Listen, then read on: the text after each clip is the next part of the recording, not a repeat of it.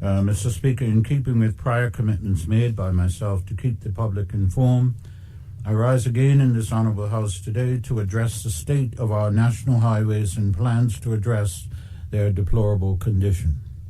Mr. Speaker, I begin by reminding members and the listening public that there are multiple circumstances happening simultaneously that are contributing to the state of our roadways. 1. The $250 million Balco Capital Plan. 2. Phase 1 of the government's water and wastewater master plan. 3. Excessive amounts of rain over the 2023 calendar year. And 4. Unreliability of the asphalting assets earned by both the government and private industry. I will go into detail point by point shortly, but before I do that, Mr. Speaker, I wish to again apologize to the people of Bermuda and those who live here and use our roads for the condition they are in. While I recognize that words mean nothing without substantive action, just know that the government has plans to address these issues. Mr. Speaker, the first item that is contributing to the state of our roadways is the $250 million Balco Capital Plan. This project sees major improvements to the company's underground high-voltage electrical cable system that is intended to serve all Bermuda into the future with more reliable, safe, and cost-effective electricity. When announced in 2020, it was intended for this project to last 36 months. But with any major infrastructure project, there will be unforeseen issues.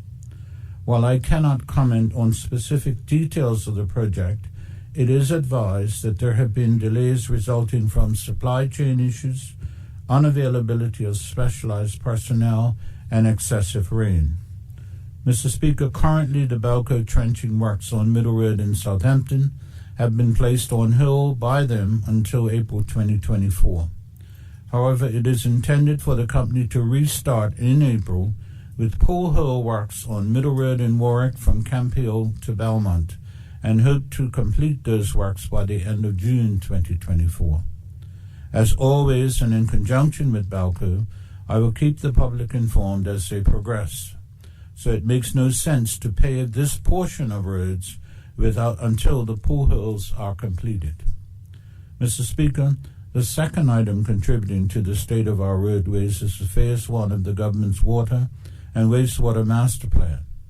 The purpose of this is to protect our freshwater supplies and ensure that the sewage we produce is properly disposed of in a more environmentally conscious way for the eastern parishes. Specifically, this project saw the excavating of our roadways in Hamilton Parish, St. David's, and St. George's to install new utility infrastructure pipelines. I'm pleased to say that there will be no more digging up of the roadways in these areas associated with this project. As stated in this Honourable House in July 2023, the new East End water facilities are operational, with the remaining already installed pipes in the process of finalizing connections and commissioning. Mr. Speaker, just to remove any possible ambiguity, there will be no more excavating of roads in St. David's and St. George's associated with this project. That, however, does not mean that if an underground pipe failure occurs, that ministry staff or contractors will not repair the issues. It simply means there will not be hundreds of feet in road excavating occurring at once. With this said, the ministry is now able to begin the permanent asphalting of the affected areas, and I am proud to say that this has already begun, some portions even completed. Mr. Speaker, this can be seen on York Street in St. George's, where East End asphalt was retained to asphalt the roadways. There are plans throughout the next fiscal year to asphalt Middle Road in Flats, from North Shore Road to Store Hill, then Middle Road in Warwick from Belmont to Campiel, and possibly beyond. In addition, subject to how the former works progress, then possibly asphalt Stokes Point Road down to Mullet Bay Road in St. George's, then continue on to York Street. This completing the connection to the new completed paved works.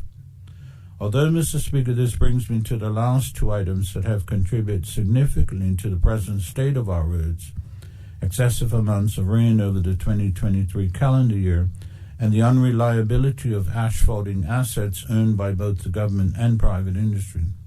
Mr. Speaker, like most other construction projects, asphalting relies on two things: adequate assets to help get the job done and good weather. Over the past few years, especially in 2023, the government has not been afforded either of these. Mr. Speaker, substantial rain has caused major issues in our roads infrastructure, as many members can attest. Last year, the island received 77.37 inches of rain, the second wettest calendar year accumulation since 1902, according to the Bermuda National Weather Service. Not only has this rainfall caused the postponement of paving, as obviously asphalt laying cannot be done in the rain, this increased amount of rain has created a plethora of potholes in the existing asphalt. Mr. Speaker, adding to this issue is the unreliability of asphalting supplies and equipment. In this Honorable House and in the public domain, I have been extremely forthcoming regarding the state of government's asphalting assets, as I detailed in my statement on December 15, 2023, and I quote, "The government's physical assets are aging. In this case, the machinery that supports road paving works is also aging, and therefore routinely out of service for repairs.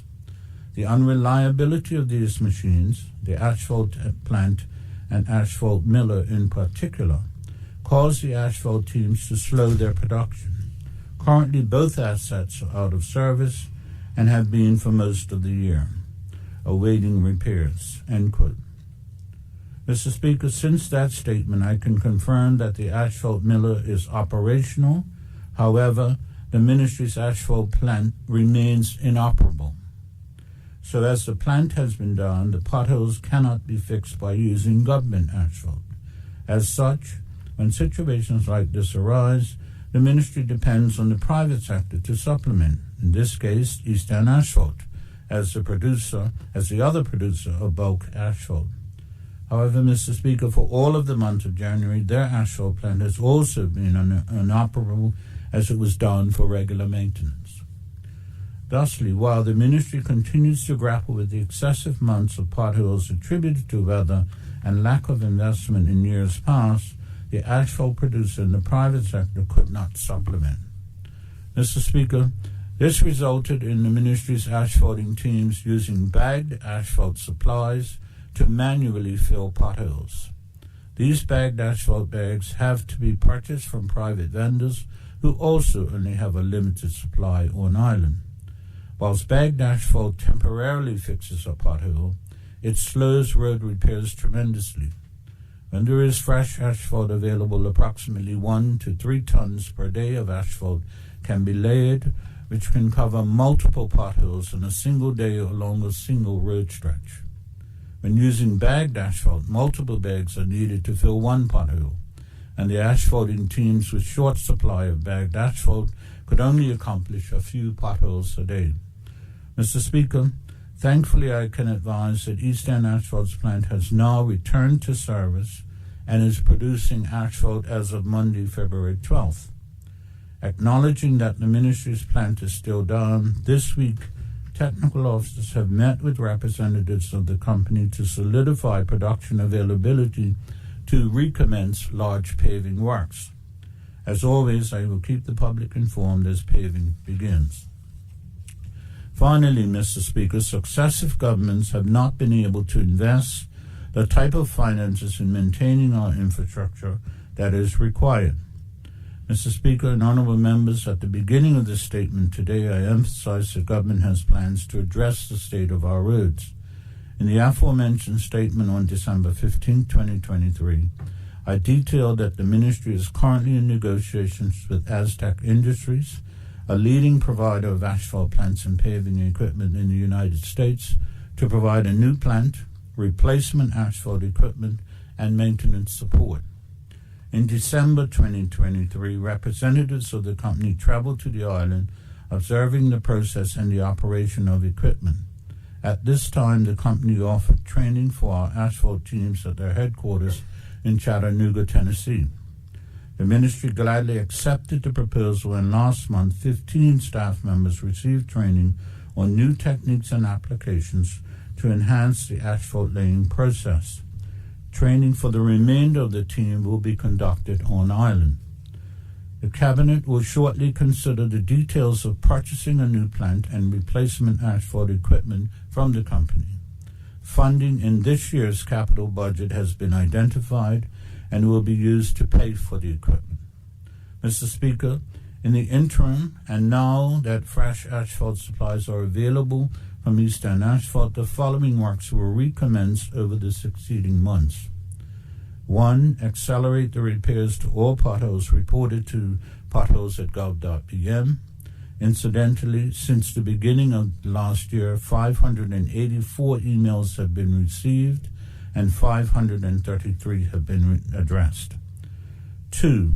Watford Bridge Joint Hills paving to complete that work. 3. Collectors Hill and South Road Junction, and while some of that work was done this week, there still needs to be some addressing of actually Collectors Hill.